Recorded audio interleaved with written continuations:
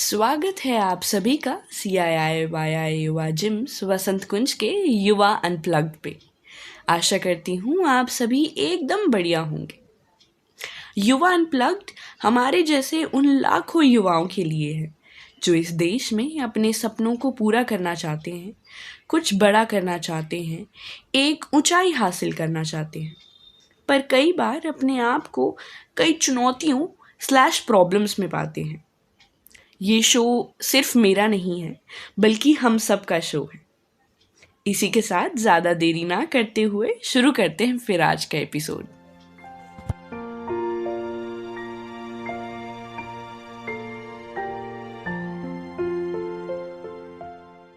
Good morning everyone, आप सबका बहुत बहुत स्वागत है युवा अनप्लग्ड के एपिसोड 2 में। जैसा कि हम सबको पता है कि इट्स फेस्टिवल टाइम, तो इस दौरान इंडिया में हर घर में रामायण सुनी जाती है, बोली जाती है, पढ़ी जाती है। तो we have with us doctor Ravi Kedhar, director of JIMS Vasant Kunj, and we will talk about what we can learn from Ramayan, what yuva can learn from Ramayan. So hello sir, सबसे पहले तो आप बताइए कि आप कैसे हैं? I'm very fine. First of all, a very good hello to you and thank you for inviting me for this podcast. It's something very heartening to see that you are thinking of having something on Ramayan, particularly at this point of time. Sir, जब भी हम लोग बात करते हैं रामायण की तो मुझे याद आता है कि when I was a kid my mother used to tell me stories about Ramayan, stories about Ram ji. तो सर आप बताइए कि आपकी first core memory around Ramayan, around Shri Ram कैसी थी? देखिए, बचपन में हमने बहुत कहानियाँ सुनी हैं, मगर क्योंकि ज़्यादातर बचपन थोड़ा भिन्न तरह का था तो रामायण की कहानियाँ ज़्यादातर पढ़ी हैं जी। तो रामायण जब पढ़ा था तो अच्छा लगा था, क्योंकि एक जो इसमें जो किरदार है श्री राम का और जो अलग अलग पात्र हैं, इसमें सभी पात्र में एक गरिमा है और एक उद्देश्य है जी। तो इन सब चीज़ों को ध्यान में रख के हमेशा ये लगता था कि रामायण बहुत ही शिक्षाप्रद है और बहुत कुछ सीखने को है इसमें सीख भी बहुत है। इनफैक्ट इसीलिए आप देखोगे कि जगह जगह पे रामायण की जो रामलीला होती है हर जगह। तो बचपन में हम भी जब जम्मू में रहते थे तो शाम को जाते थे, रामलीला देख के आते थे। तो it used to be very exciting to be there over there and to watch the characters enact the scenes from Ramayana. So that is what comes to my mind most often. जी सर, और जब हम लोग राम जी के बारे में बात करते हैं तो सबका अपना अपना एक पर्सपेक्टिव होता है टूवर्ड्स राम जी। जैसे इंडिया में एक बहुत माना जाता है कि मेरे राम, सबके अपने अपने राम होते हैं, सबका अपना एक पर्सपेक्टिव होता है रामायण का और श्री राम का। तो सर आप शेयर कीजिए प्लीज़ कि आपका क्या पर्सपेक्टिव है, आपका नज़रिया क्या है? मैं कभी भी पर्सनालिटी ओरिएंटेड रहा नहीं जी, क्योंकि मेरा ज़्यादातर जो रुझान रहा है वो विचारों से ज़्यादा रहा है। मैं मेथोडिकल पर्सन रहा हूँ ज़्यादा, इन द सेंस कि जैसे एक साइंटिस्ट एक साइंटिफिक मेथोडोलॉजी के साथ चलता है तो उसका फोकस इंडिविजुअल्स पे ना रह के कि कौन रिसर्च कर रहा है, फोकस उसका होता है on the methodology of the science. तो ये बात एक तरफ अगर किनारे पे कर दें तो मुझे जो लगता था रामायण में सबसे खूबसूरत बात जो मुझे लगती थी कि वो इसकी कहानी में लगती थी जी, कि किस प्रकार से एक कहानी लिखी है महर्षि वाल्मीकि ने और इसका जो मर्म है, इसका जो विजन है, वो उसको कैसे उन्होंने क्रियान्वयन किया, उसको कैसे उन्होंने प्रेजेंट किया, वो मुझे बहुत लुभाता था क्योंकि इसमें बहुत कुछ शिक्षा बहुत थी। ओके। तो जब हम लोग बात करते हैं रामायण की तो हम लोग बात करते हैं कि श्री राम जो कि मर्यादा पुरुषोत्तम थे एंड रघुकुल रीति की, जैसे कहा जाता है रघुकुल रीति सदा चली आए, प्राण जाए पर वचन ना जाए। बट सर क्या आपको लगता है कि आज की जनरेशन में, दैट इज़ कलयुग की जनरेशन में, इस बात को हम थोड़ा कम वैल्यू करते हैं एंड हम लोग अपने रूट्स को भुलाते जा रहे हैं धीरे धीरे? हाँ, ये बहुत अच्छा प्रश्न आपने किया कि जैसे जैसे हमारा पश्चिमीकरण हुआ है और पश्चिमी सभ्यता के असर में हम ज़्यादा से ज़्यादा आते जा रहे हैं, तो हमारा जो संबंध हमारे पुराने इतिहास के साथ है वो काफ़ी कुछ क्षीण हो गया है, कमज़ोर हो गया है। और जो वहाँ पे मूल्यों का जो वहाँ पे आवरण किया गया है, वो मूल्य जो है वो हमारे जीवन में नहीं रहे। तो इसलिए इस बात से मैं सहमत हूँ आपसे कि जो ना सिर्फ आज का जो यूथ है, इवन हमारे समय में भी जब हम यंग हुआ करते थे, हम यूथ में होते थे, तो हमारा भी उतना संबंध रहा नहीं था हमारे पुरानी वैल्यूज के साथ। तो there is definitely a need कि हमें फिर से अपने रूट्स के साथ कनेक्ट करना चाहिए। मगर साथों साथ मैं ये भी कहूँगा कि सिर्फ क्योंकि वो हमारा पास्ट है इसलिए उसको एक्सेप्ट करना, ये भी कोई औचित्य नहीं है पास्ट के साथ कनेक्ट करने का। हम पास्ट में वो चीज उठाएं जो प्रेजेंट में रेलेवेंट हो।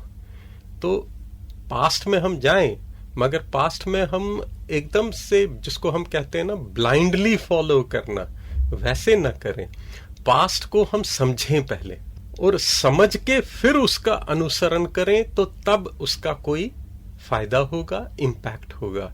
सिर्फ हम किसी उसके प्रोसीजर को, उसके ब्लाइंड ऑब्जर्वेंस को करें तो उससे कुछ नहीं फायदा होगा, क्योंकि वो अगर ऐसा होता तो भारत का इतिहास ऐसा नहीं होता जैसा कि आजकल है। क्योंकि फॉलो तो सब कर रहे हैं। अगर आपने देखा होगा हमारे परिवारों में सारे रीति रिवाज चल रहे हैं। हाँ जी। तो अगर रीति रिवाज सारे चल रहे हैं हिंदू समाज के, तो फिर ऐसा क्या हुआ कि जिसके कारण इस देश का पतन हुआ? तो इसलिए सिर्फ रीति रिवाज को फॉलो करना इम्पोर्टेंट नहीं है। इम्पोर्टेंट ये है कि उस रीति रिवाज का जो स्रोत है, जिसने उसको जन्म दिया, उसकी जो सोच है, उसके पीछे जो गहन अध्ययन जो है उसका करें। हम अध्ययन करके उसका समझें, उस मर्म को समझें, और उस मर्म को समझेंगे और उसको फिर हम उसका रूपांतरण करें समय के अनुसार। तो ये आवश्यकता है समय की।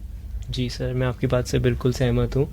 और आजकल हम लोग कभी न्यूज़ में पढ़ते हैं, सुनते हैं कि कैसे बुरे बुरे हादसे होते हैं, बुरे बुरे क्राइम्स होते हैं, बट हम लोगों ने पढ़ा हुआ है कि हमारे राम जी के टाइम के, राम राज्य के टाइम के।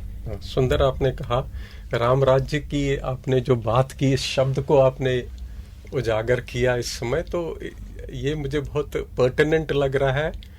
क्योंकि राम राज्य की जो कल्पना है वो सिर्फ इसलिए नहीं कि राम उसके साथ जुड़ा है, राम राज्य की कोई खूबी थी।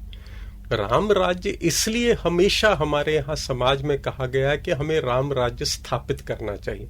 तो ऐसा क्या था राम राज्य में जिसके लिए हमारे सारे बड़े बड़े जो वक्ता रहे हैं, या अच्छे ऋषि मुनि रहे हैं, या इवन जो हमारे लीडर्स रहे हैं जैसे महात्मा गांधी, वो भी कहते थे राम राज्य को हमें लाना चाहिए। उसके पीछे कारण ये था कि राम राज्य वो ऐसे समाज की कल्पना है जिसमें धर्म के ऊपर, धर्म का आधार जो है, वो समाज का आधार जो है वो धर्म है। तो मतलब to found society on the principles of dharma. True. और वो उस समय किया गया था। और इसके कई उदाहरण हैं रामायण में, जहां पे कि रामचंद्र जी को जो चुनौतियां फेस करनी पड़ी जीवन में, उन चुनौतियों को उन्होंने किस प्रकार से उनका सामना किया, वो चीज सीखने वाली है। अगर वो हम सीखें तो मैं नहीं समझता कि भारत कभी पतित हो सकता है। ये भूमि पावन हो जाएगी, और ये भूमि, ना सिर्फ ये भूमि, यहाँ के लोग भी हमेशा खुशहाल रहेंगे। राम राज्य में कहा जाता है, रामायण की जब चर्चा करते हैं वाल्मीकि, महर्षि वाल्मीकि, वो कहते हैं कि वहां के जो लोग थे, एक तो अयोध्या का जो चित्रांकन किया गया है उसमें रामायण में, urban planning of the highest order, जो अभी भी यूरोप में अब इंप्लीमेंट हो रहा है, वो इंप्लीमेंटेशन उस समय पे आपने अर्बन प्लानिंग की है। इस प्रकार से हाँ जी, अयोध्या का उन्होंने अर्बन प्लानिंग किया था। ये तो हो गया अर्बन प्लानिंग। फिर वहां पे जस्टिस सिस्टम कैसा था? जस्टिस सिस्टम भी ऐसा था कि कोई चोर नहीं, कोई क्राइम नहीं। और दूसरा इकोनॉमिक जस्टिस। इकोनॉमिक जस्टिस ऐसा था कि हर कोई इंसान अमीर था। Gold used to be there with people, also everybody was rich. There was no, जो हम आजकल बात करते हैं गिनी इंडेक्स की। Gini index means inequality index. और हम कहते हैं कि हमारी असमानता जो है, आर्थिक असमानता कहते हैं ना हिंदी में, इकोनॉमिक इनइक्वालिटी को, वो कहते हैं हमारी वाइडनिंग हो गई है, जैसे कि अमेरिकन सोसाइटी में। वो वहां पे नहीं थी। कर्म भले ही अलग अलग, प्रोफेशन भले ही अलग अलग लोगों के थे, और वर्ण सिस्टम भले ही था, मगर हर वर्ण का व्यक्ति जो है वो खुशहाल था। उसमें फियर नहीं था, इनसिक्योरिटी नहीं थी। ये राम राज्य की खूबी है। जी, तो सर मेरा एक सवाल है कि राम राज्य का मेन रीज़न ये था कि राम जी एक बहुत अच्छे लीडर थे, या फिर राम राज्य का मेन रीज़न ये था कि सतयुग की प्रजा बहुत ज़्यादा अच्छी थी, अंडरस्टैंडिंग थी, एंड क्यों वो लोग ह्यूमन रिसोर्स ज़्यादा था एज कम्पेयर टू दिस कलयुग? एक्चुअली हमें हमारे यहाँ पे कहा गया है अहम ब्रह्मास्मि। जी, फ्रैक्टल रियलिटी कहते हैं मैथमेटिक्स में। फ्रैक्टल रियलिटी क्या होता है? जो नंबर लाइन है 1 2 3, उसका इन्वर्शन हो जाता है जब आप 0 to 1 में जाते हो। 1/2, 1/3, 1/4, 1/5, सारी नंबर लाइन रिपीट होती है विद इन एवरी नंबर। जी, this is called fractal reality. Meaning to say कि जो अंदर है वो बाहर है, जो बाहर है वो अंदर है। और इसमें महत्व किसका है? अंदर की रियलिटी का, सब्जेक्टिव रियलिटी। क्योंकि, और ये मैं क्यों इसकी बात कर रहा हूं, जो रामचंद्र जी थे उनका व्यक्तित्व जैसा था उसके अनुसार ही उनका समाज था। जी बिल्कुल। जब लीडर का व्यक्तित्व गिर जाता है, इसलिए कहते थे यथा राजा तथा प्रजा। तथा प्रजा। क्योंकि जो इंडिविजुअल है, ये क्वांटम मैकेनिक्स भी कहती है। क्वांटम मैकेनिक्स कहती है कि अगर कोई आप चीज ऑब्जर्व कर रहे हो और उसको एक जो ऑब्जर्वर है वो उसको ऑब्जर्व कर रहा है, अगर ऑब्जर्वर आप हटा दो तो जो ऑब्जर्व्ड चीज है वो भी हट जाती है। मतलब वो ऑब्जर्व्ड चीज, जो सब्जेक्ट और ऑब्जेक्ट की जो बाइनरी है, वो तभी तक है जब तक सब्जेक्ट है, जो ऑब्जर्वर है।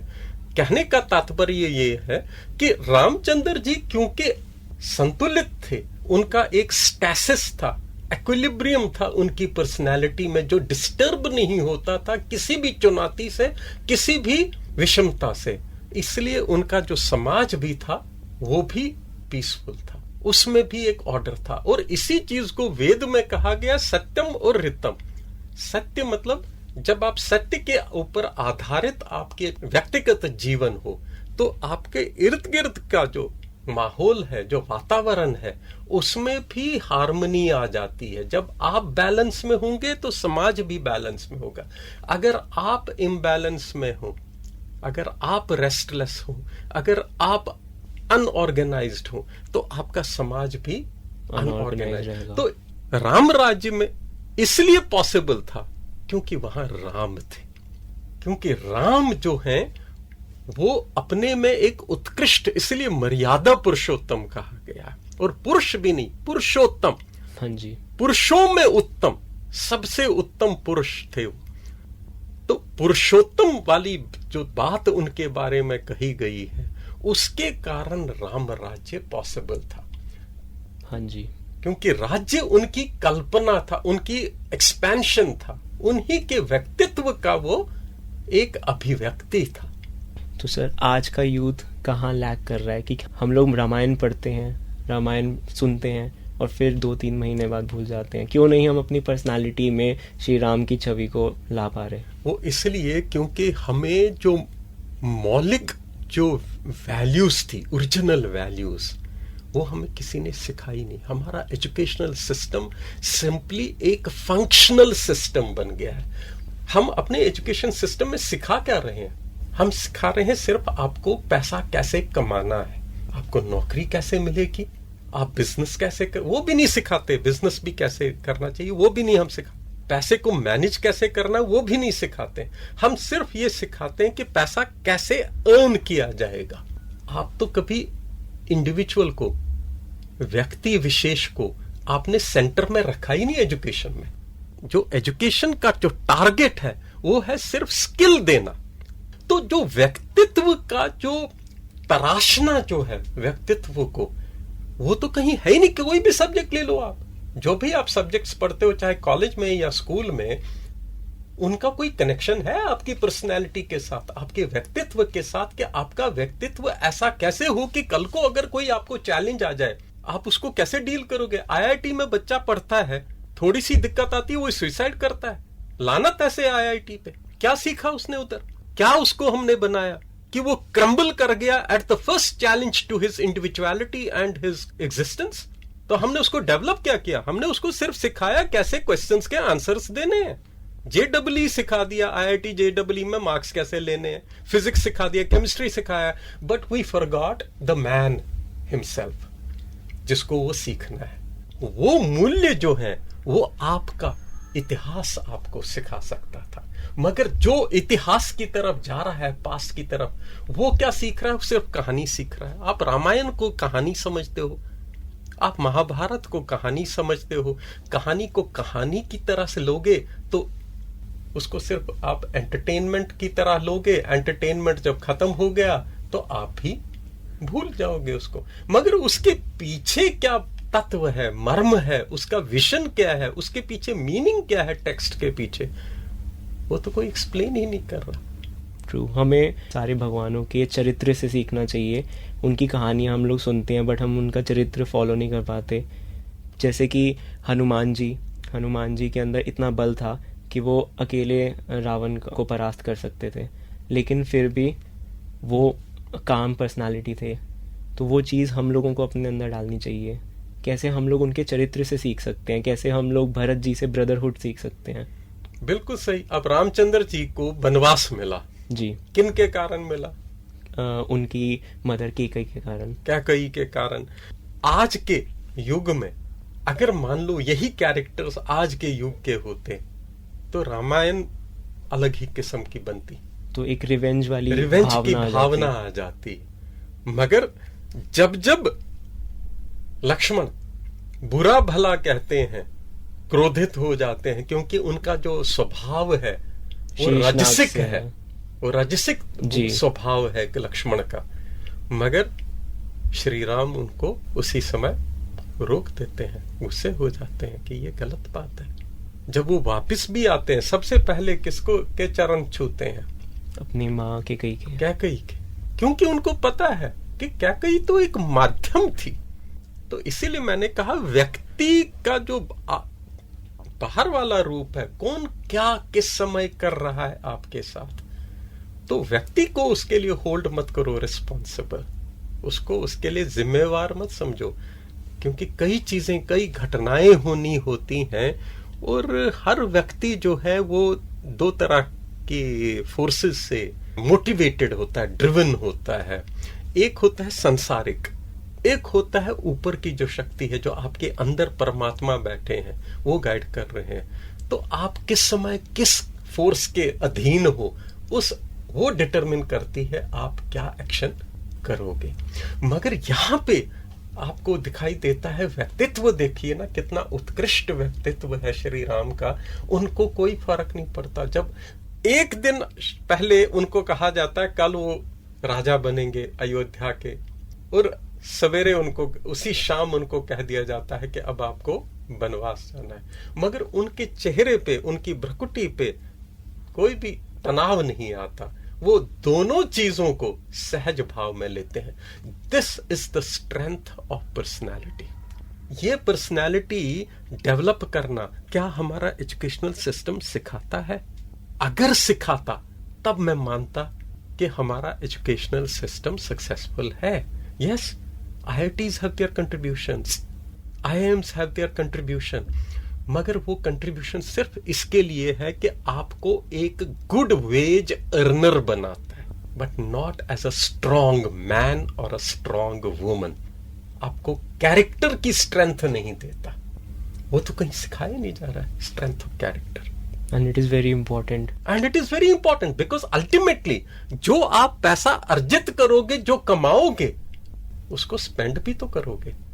उसको स्पेंड कैसे करना है ये तो आपको सिखाया नहीं। जो फाउंडेशन में एक बच्चे का पर्सनालिटी डेवलपमेंट होना चाहिए, कहीं ना कहीं हम लोग वहां पर लैक कर रहे हैं। First comes the person who is working in this world, then comes his work. पहले एक्टर जो काम करने वाला करता है, फिर उसका कर्म आता है। हम पहले कर्म को इंपॉर्टेंस दे रहे हैं, जो करता है उसको भूल रहे हैं। तभी अब आपको रिप्लेसमेंट में आ रहा है एआई, रोबोटिक्स जी, क्योंकि आपने तो मनुष्य को नकार दिया, इसलिए समाज ठीक से नहीं बन रहा। तो हमारी मिसप्लेस्ड प्रायोरिटीज हैं एजुकेशनल सिस्टम में। हमारी विडंबना यह है कि यह एजुकेशनल सिस्टम इतना लॉपसाइडेड है कि हमें इसी के अंदर काम करना पड़ता है। आपको लगता है कहीं ना कहीं हम लोग टेक्नोलॉजीज में आगे बढ़ते जा रहे हैं, बट वो जो कोर ह्यूमन वैल्यूज होती है वही एग्जैक्टली उसमें वही पीछे बात हो मैं रहे कह हैं। रहा हूं बेटा, कि आप एक छोटे बच्चे को एक लेजर गाइडेड मिसाइल दे दो, उसको पता है क्या करना है उसका? नहीं, वो अपने ही लोगों को मार देगा। उसके लिए तो वो टॉय है, जैसे टॉय गन उठाया वैसे ही उसको वो अपने परिवार में ही सबके ऊपर टारगेट करके मार देगा, फिर रोएगा। ऐसा ही हाल इंसान के साथ हो रहा है। उसका विकास तो हमने टेक्नोलॉजी का कर दिया, डेवलपमेंट सारी कर दी, मगर जिसके लिए वो डेवलपमेंट है उसका डेवलपमेंट नहीं किया। वो डेवलपमेंट आपको रामायण पढ़ के, महाभारत पढ़ के, वेद पढ़ के, उपनिषद पढ़ के इनसे होगा। विडंबना यह है कि हमने अपनी भारतीय एजुकेशनल की प्रणाली में हमने इनको एजुकेशन सिस्टम से बाहर कर दिया जी। और अगर हम इसकी बात करते हैं तो लोग, आम लोग ये कहते हैं कि you are setting the clock back. No person can ever move forward without understanding his past. True. If you because can't, you live in a continuum of time, जी, है ना? You have to study history to create history. To create history, if you don't understand, और history is cyclical, जी, it is not linear. जैसे west में कहा गया कि हम एप से शुरू हुए और सिविलाइज होके इस स्टेज पे पहुंचे, मगर ये तो काल चक्र, हमारे यहां तो क्लियरली कहा गया काल चक्र। बिल्कुल। वो व्हील जो मूव करता है, जब नीचे जाता है तब सब खत्म हो जाता है, समय का प्रिमिटिविज्म पहिया। पे आ जाता है, फिर वो चढ़ता है, फिर से रीबिल्ड करता है, और जब पीक पे पहुंचते हो तो फिर उसके बाद डिस्ट्रक्शन होती है। तो इसलिए वो जो साइकिल्स हैं उनको समझना तो पड़ेगा। क्या आप साइकिल समझते नहीं हो जब वेल्थ जनरेशन करना होता है? बिल्कुल समझते हैं। वहां पे भी तो साइकिल समझते हो। जब आप स्टॉक मार्केट में ऑपरेट करते हो, क्या आप साइकिल्स को इंपॉर्टेंस नहीं देते? वहां पे भी टेक्निकल एनालिसिस स्टॉक मार्केट्स का, कैपिटल मार्केट्स का किस बेसिस पे होता है? साइकिल्स के बेसिस पे होता है। Asset cycles, different asset classes जो हैं, जैसे बाज़ल 3 अभी आया है, उसने एसेट क्लासेस बता दिए, tier 1, tier 2, tier 3, different tiers के क्लासेस की बात की है। तो how do these cycles operate? तो जब तक आप साइकिल्स नहीं समझोगे टाइम के, तब तक आप आगे अपना मार्ग कैसे प्रशस्त करोगे? तो ये हमने बड़ी भूल कर दी। ठीक है, फिजिक्स भी पढ़िए, केमिस्ट्री भी पढ़िए आज, मगर उसको आप डीलिंक मत कीजिए, डीकंटेक्सचुअलाइज मत कीजिए। जो आपका जो कॉन्टेक्स्ट है वो आपका कल्चर है, जिस कल्चर में आपने जन्म लिया, उस कल्चर से अगर आप अपने आप को डिसएंगेज करोगे तब तो आप वैक्यूम में चले गए। इंडिविजुअल वैक्यूम में तो नहीं जीता, वो टाइम स्पेस कंस्ट्रेंट्स, कोऑर्डिनेट्स में जीता है, और वहां पे एक डायनेमिज्म है। तो इसलिए रामायण की जो भूमिका है वो ये है कि अगर हम रामायण पढ़ें, हमें पता चलेगा कि हमारा पास्ट कितना ग्लोरियस था। जब आप अयोध्या का, जो मैं कह रहा था, जब मैंने वो पहली बार पढ़ा, ओरिजिनल रामायण पढ़ी इंग्लिश ट्रांसलेशन में, तो I was amazed, wonder struck कि इतनी अर्बन प्लानिंग, जबरदस्त अर्बन प्लानिंग कहां से इनको मिल गई। कि लेन्स ऐसे होंगी, फिर उसमें रिवर्स होंगे, फिर वहां ट्री लाइनिंग होगी उसमें। ये तो अभी भी यूरोप में भी नहीं हो रहा है। शायद इन सब को ही मिलाकर राम राज्य कहा जाता है। हाँ बिल्कुल। जो व्यक्ति जिसके इर्द गिर्द वो सारा राज्य घूम रहा है, वो अपने में एक कमल की तरह है, और उसके इर्द गिर्द भी। और देखो उसमें कितने अच्छे अच्छे पात्र मिलते हैं, हनुमान जैसे पात्र। और देखिए कितनी इंक्लूसिविटी है, nothing is excluded. Inclusivity in the sense वो लोएस्ट ऑफ द लो के साथ भी बैठते हैं, शबरी के बेर खाते हैं जी। हनुमान जो कि वनवासी हैं, उनको अपने साथ लेते हैं, सुग्रीव को लेते हैं, और उनको उतनी ही इंपॉर्टेंस देते हैं, इज्जत देते हैं। आज का समाज तो बटा हुआ है। तो ये चीजें सीखने वाली है। तो हमें इसको रिलीजियस पॉइंट ऑफ व्यू से नहीं समझना चाहिए, हमें इसको फ्रॉम अ कल्चरल पर्सपेक्टिव समझना चाहिए। मतलब एक इंडोनेशिया एक मुस्लिम राष्ट्र होने के बावजूद तभी रामायण को इतनी महत्वता देता है। वहां रामलीला होती है। जी बिल्कुल। क्योंकि वो इसके साथ, उस कल्चर के साथ जुड़े। उन्होंने धर्म बदला, मतलब धर्म भी नहीं वर्ड यूज करना चाहिए, रिलीजन बदला, मगर कल्चर तो नहीं बदला ना उन्होंने। हम उसी रिलीजन में हैं, मगर हमने अपना कल्चर छोड़ दिया। एंड अब समय आ गया कि हम लोगों को वापस अपने रूट्स के ऊपर आ जाना चाहिए। रूट्स पे आना चाहिए, मगर उसको रीडिफाइन करना चाहिए इन प्रेजेंट टाइम्स, क्योंकि ये टाइम्स है साइंस और टेक्नोलॉजी आज की रेलेवेंस में। हाँ, उसके साथ हमें उसको रेलेवेंट बनाना पड़ेगा, आज के परिप्रेक्ष्य में उसको समझ के, और उसको आज के कॉन्टेक्स्ट में उतारना पड़ेगा उन वैल्यूज को। क्योंकि कल्चरल चेंज, डायनामिक्स जो है, चेंज आती है टाइम और स्पेस, मगर मूल सिद्धांत जो है वो कभी भी नहीं बदलते। अंततः हर समाज की, हमारे यहाँ कहा गया है, जैसे गुरु नानक देव जी कहते हैं, मन विच रतन जवाहर मानिक, मन विच रतन जवाहर मानिक, जे गुर की इक सिख सुनी, गुरा इक देही बुझाई, सबना जियादा इक दाता सो में विसर न जाई। मन विच रतन जवाहर मानिक। अगर आप इसको एनलाइटन कर दो, इस माइंड को और अपनी चेतना को, और आप एक्विलिब्रियम में आ जाओ, संतुलित हो जाओ, सारी धन दौलत आपके पास अट्रैक्ट होगी, क्योंकि एनर्जी आपके पास आ गई। और धन दौलत किसका रूप है? एनर्जी का रूप है जी। तो spiritual development and economic development are complementary. हम तो उसको भी भूल गए कॉन्सेप्ट को।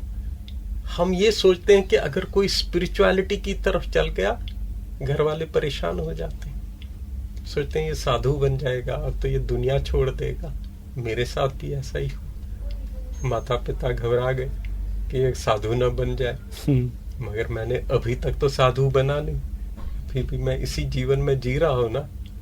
तो स्पिरिचुअलिटी का मतलब साधु बनना नहीं, स्पिरिचुअलिटी का मतलब है स्ट्रांग बनना, स्ट्रेंथन करना, मगर सत्य की चेतना। तो इसलिए रामायण इस बात को उजागर करता है। रामायण का मेजर कंट्रीब्यूशन अगर हो, वो यही है। और रावण भी, जिसके साथ कंटेंड किया रामचंद्र जी ने, बहुत बड़े पंडित थे, मगर प्रॉब्लम क्या थी फिर? 10 सिर क्यों थे? 5 आपकी सेंसेस हैं, सेंसरी ऑर्गन्स और मोटर ऑर्गन्स, 5 और 5 10 हुए। He was driven by the world, बिल्कुल। और अहंकार था। जो गुरु नानक देव जी कहते हैं, मनमुख और गुरमुख 2 ही प्रकार के व्यक्ति हैं। एक जो संसार से ड्रिवन है, दूसरा जो अपने अंदर जो गुरु बैठा है उससे ड्रिवन है। वो स्कॉलर जरूर था, पंडित जरूर था, मगर ज्ञानी नहीं था, क्योंकि वो ड्रिवन था, और इसने उसका पतन कर दिया। मगर जैसे ही उसकी डेथ हुई, उसको मोक्ष मिल गया, लिबरेट हो गया, उसको ज्ञान मिल गया कि मैं और श्री राम एक ही है, सत्य एक है, एकम सत्य। शायद यही वजह है कि जब रावण की मृत्यु हुई थी, तब श्री राम ने उनको माफ कर दिया था, क्योंकि श्री राम इन सब चीजों से ऊपर थे। एक तो वो ऊपर थे, सवाल ये था कि रावण जो है अपना सत्य पहचान गया। जी। उसको पता चला कि भिन्नता कहीं नहीं है, कि मैं क्या हूं और मैंने क्या गलत की। बिल्कुल। तो रामायण का कहीं ना कहीं कंक्लूजन यही है कि सत्य को पहचानना, सत्य को पहचानना और सत्य को अपने जीवन में उतारना। बिल्कुल। क्योंकि अगर आप अपने जीवन में सत्य को उतारोगे, आपका जो व्यक्तित्व है वो इतना पावरफुल हो जाएगा कि आपके जो सर्कमस्टांसेस हैं वो उससे प्रभावित होंगे। आपके इर्द गिर्द का जो समाज है वो आपका ही एक एक्सपेंशन होता है। तो अगर आप एक्विलिब्रियम में आ गए तो आपके इर्द गिर्द की जो वातावरण है वो भी एक्विलिब्रियम में आ जाएगा। जब वो एक्विलिब्रियम में आ गया, हार्मनी बाहर है, हार्मनी अंदर है, तो आपकी डेवलपमेंट होगी, ग्रोथ होगी। इकोनॉमी में, इकोनॉमिक्स में हम कहते हैं मार्केट फोर्सेस जो वर्क करती हैं, इम्परफेक्ट मार्केट नहीं होना चाहिए, परफेक्ट मार्केट होना चाहिए। Market intelligence should flow. और जब मार्केट फोर्सेस परफेक्ट मार्केट में, it is for good for everyone, for buyers also and for sellers also. Buyer को राइट प्राइस मिलेगी, सेलर को भी राइट प्रॉफिट प्राइस मिलेगा, तो बोथ आर हैप्पी, सब कुछ, क्योंकि वो एक्विलिब्रियम प्राइस है। जी। तो एक्विलिब्रियम जो है वो सुखदायी होता है सबके लिए। ये रामायण की कंडीशन। जी सर, बिल्कुल। तो सर एट लास्ट, वैसे तो रामायण के हर कैरेक्टर से आज के युवा को बहुत कुछ सीखने को मिल सकता है, अगर वो सीखने की चाह रखें, अगर वो सिर्फ रामायण को एक कहानी की तरह ना देखें, उसको इतिहास की तरह देखें, हर चरित्र से कुछ ना कुछ सीखें। बट सर आप बताइए कि अगर आपको, हमें, युवा को, स्टूडेंट्स को किसी एक कैरेक्टर से कोई पर्सनालिटी ट्रेट जो आप चाहते हो कि हमारे अंदर हो, तो वो मुझे लगता है उनमें एक कैरेक्टर जो सबसे अच्छा जो लगता है मुझे, वो भरत का है। एक ऐसा व्यक्ति जिसकी माँ ने ऐसा कर्म कर दिया, वो व्यक्ति, उसको सब कुछ मिल रहा है मगर वो उसका त्याग करता है। जी। उसके जैसा त्यागी नहीं कोई। जब जब सैक्रिफाइस की बात आती है तब तक भरत जी का नाम वो आता त्यागी है। बिल्कुल। वो लेता ही नहीं है किंगडम, उसको सब कुछ, उसने तो कुछ नहीं कहा, वो कहता मेरी गलती थोड़ी है। आज का अगर व्यक्ति होता तो कहता मेरी गलती थी, मेरे माँ बाप ने मुझे दिलवा दिया, मिल गया, अब क्या करें। उसने एक्सेप्ट नहीं किया। He ruled but in the name of his Elder brother. और जब वो भाई वापस आए, वापस उनको समर्पित किया। ऐसा त्याग जो है, त्याग की मूर्ति, जहां त्याग होगा वहां सब कुछ मिलेगा। बिल्कुल। तो सेल्फलेसनेस, ग्रैटिट्यूड, ये सब जो आज के दिन में हम लोग लैक कर रहे हैं, हम लोगों को इसको वापस लाना चाहिए। स्ट्रेंथ ऑफ कैरेक्टर है बिल्कुल भारत के चरित्र में।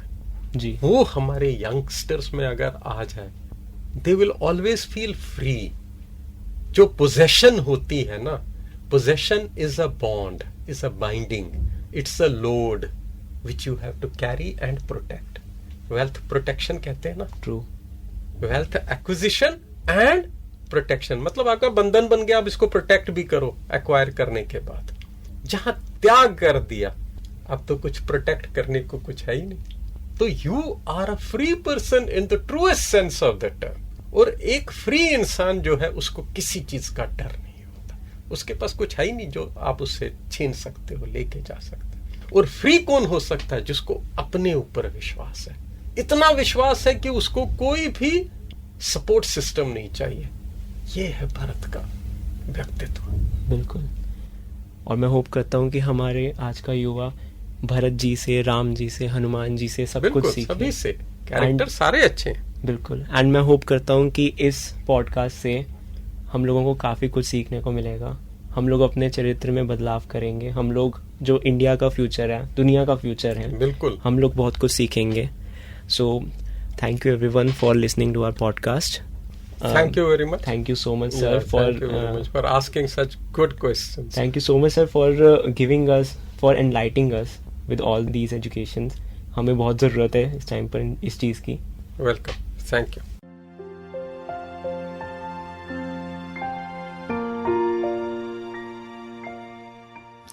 उम्मीद करती हूँ आज के इस पॉडकास्ट से आप सभी को कुछ सीखने को मिला हो। अगर आप चाहते हैं कि हम आपके पसंदीदा टॉपिक पे बात करें तो आप हमारी इंस्टाग्राम आईडी cii.yi.yuva.gymsvk पर भी मैसेज कर सकते हैं या हमारी मेल आईडी yuva.cii@gymsd.org पर मेल कर सकते हैं। तो मिलते हैं फिर अगले महीने यहीं आपके युवा अनप्लग्ड के यूट्यूब चैनल पर। आप हमें सुन सकते हैं स्पॉटिफाई पर भी। तब तक के लिए अपना और अपनों का ध्यान रखें और सुनते रहिए युवा अनप्लग्ड। धन्यवाद।